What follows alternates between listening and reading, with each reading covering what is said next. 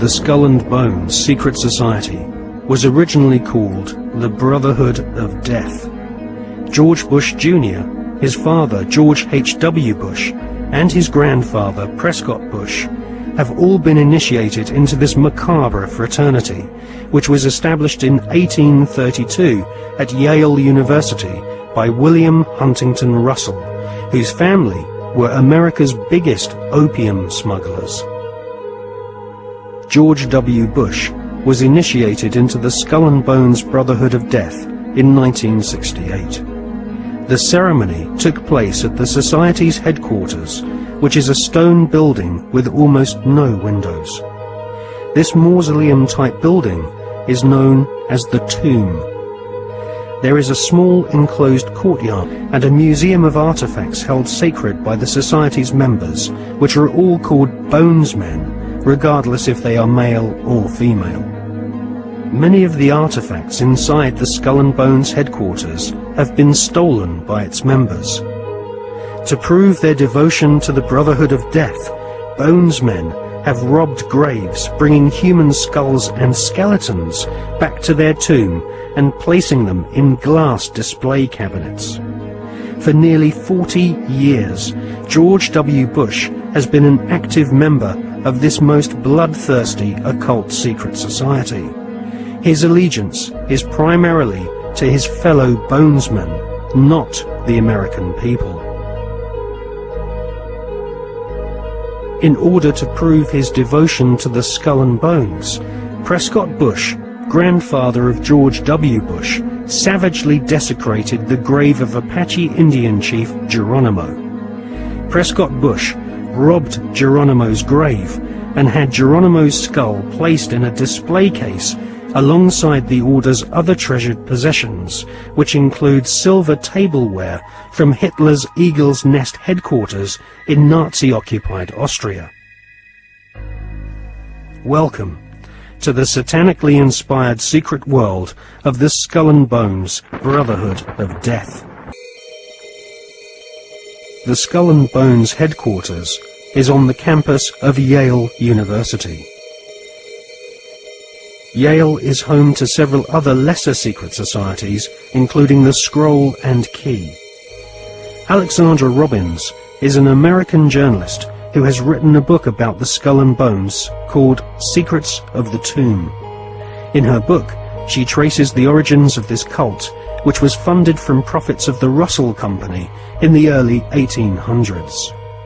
The Russell Trading Company was nothing more than an opium trading empire, which, still to this day, is the corporate arm of the Skull and Bones Secret Society. William Huntington Russell had travelled in Germany during his student years and was befriended by a disciple of Adam Weishaupt's Bavarian Illuminati. Upon returning to the USA in the early 1800s, Russell used some of his family's opium wealth to fund the building of the tomb at Yale University.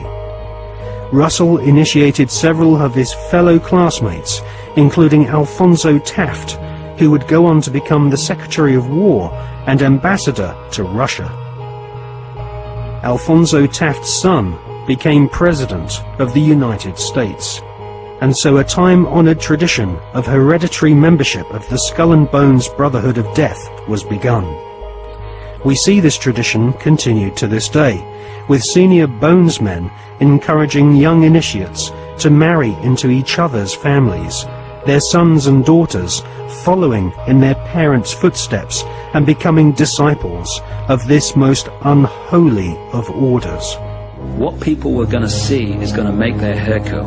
What's been going on in front of their face and behind their back all their lives, while they thought a completely different story was unfolding. The ratio of Skull and Bones members who go on to significant positions of power, either in front of the camera or behind it, is enormous. The Skull and Bones Society does not operate in isolation. It is a strand within the greater web, and an important one in America. Presidents are not elected by ballot, they are selected by blood.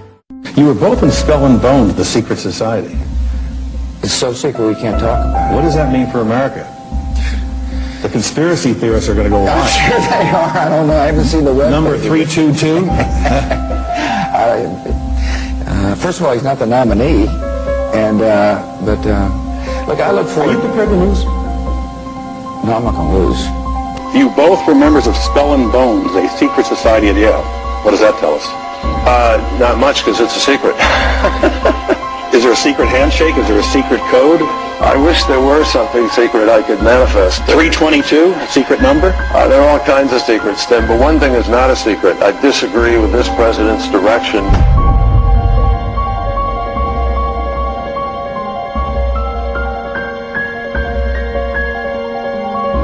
All versions of Freemasonry, Rosicrucianism, the Skull and Bones, the Palladian Rite of Freemasonry, Co-Masonry, Scottish Rite Masonry, the Ku Klux Klan, and Crowley's Ordo Templi Orientis are derived from the original Kabbalistic rituals of the Knights Templar.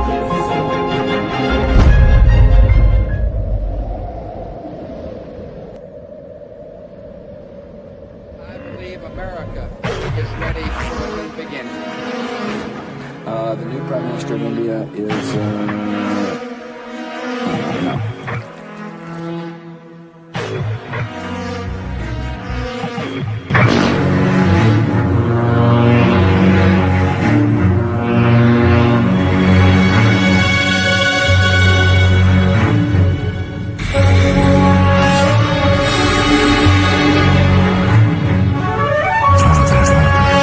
I have sinned.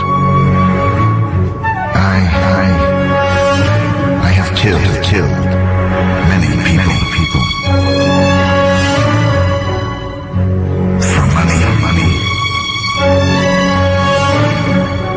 Out of ignorance.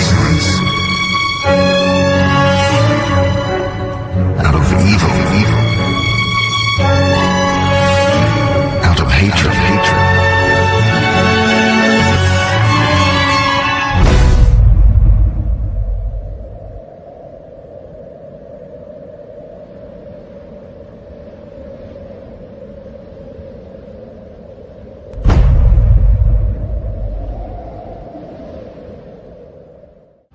This is the difference between the power of our Creator and anything else, particularly evil.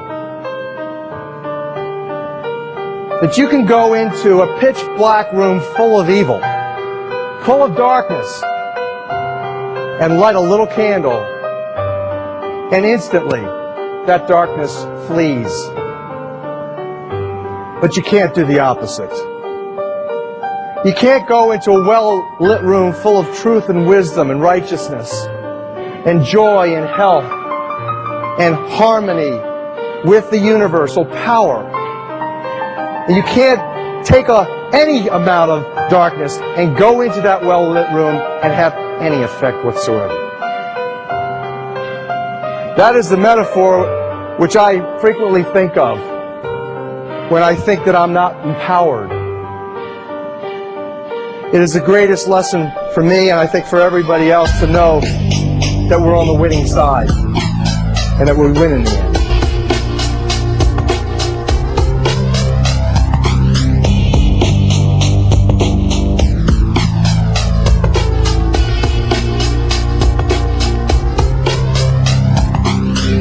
You are not our queens. You are not our kings.